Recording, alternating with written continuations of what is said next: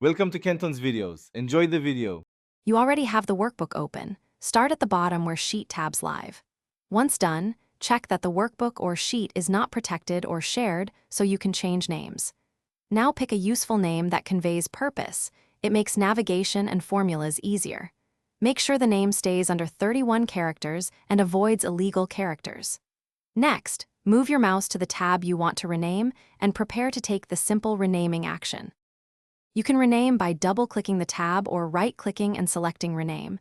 Do whichever feels faster. Type the new name directly. Excel blocks characters like colon and asterisk because they break file referencing, and it enforces a 31-character limit. Once you type the name, press Enter to commit. If you change your mind, press ESC to cancel. This updates the visible tab immediately, which helps you scan for the sheet you need without opening every page. Once renamed, make sure formulas still point correctly.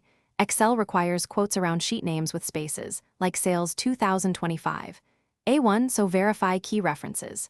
If external links break, use Find and Replace or the Edit Links feature to update paths. If you cannot rename, it usually means the sheet or workbook is protected or the file is shared. Unprotect the sheet or turn off sharing and try again. If problems persist, save a copy and attempt the rename in the copy to isolate the issue. Thanks for watching. Consider subscribing if we helped you.